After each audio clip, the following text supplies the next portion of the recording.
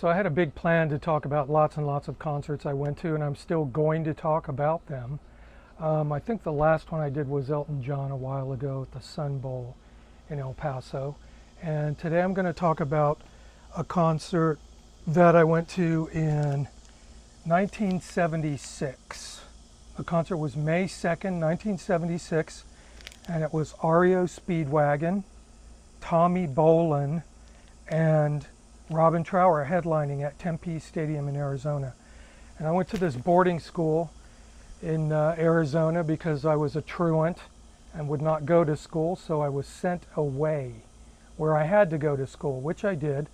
And luckily I went to a school where there was this incredible music teacher, and we were about 150 miles north of Phoenix, and she would say, "Hey, does anybody want to go to a rock concert in Phoenix?" Everybody said yes. Well, at least 10 people did. So she took us down to probably 5 or 6 concerts over the space of a year and a half. And that was a super awesome thing to do. And so we'd hop in the van, we'd drive down to Phoenix, we'd go to some place to eat, and then we'd go to the show and drive back the same night.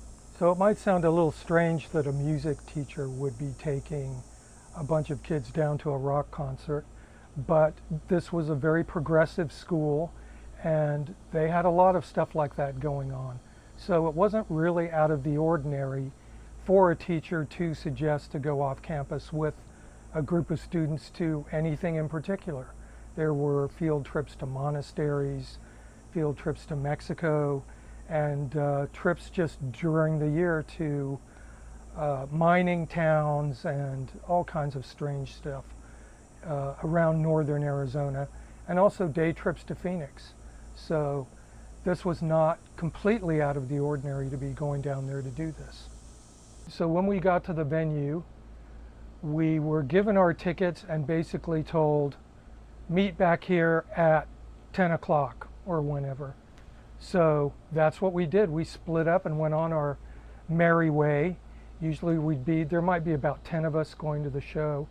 And so we'd pair off into our friend groups, and we would just go about our business at a big rock concert in the 1970s, and then meet up after the show.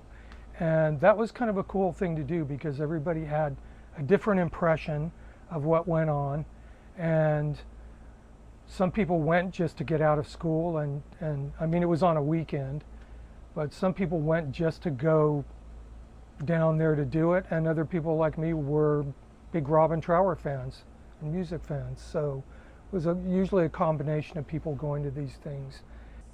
This Robin Trower Live record is actually taken at the show that I was at. And if you look really closely, you can see me right down there in the front going, "Yay, Robin Trower!" So this was a really awesome show. REO Speedwagen was not memorable at all. Tommy Bolin was memorable because he was kind of a train wreck, and he had actually left Deep Purple Mark IV, which was another concert that we actually went to about 3 months previous to that one. So Tommy Bolin didn't even really appear to know what he was saying or doing or playing on stage. It was a really strange concert. I think I remember that he had some kind of green hair on one side, wore a big top hat, and was smoking a cigar like some other people I know. So the concert was awesome. Robin Trower played a really long set, possibly even 2 hours.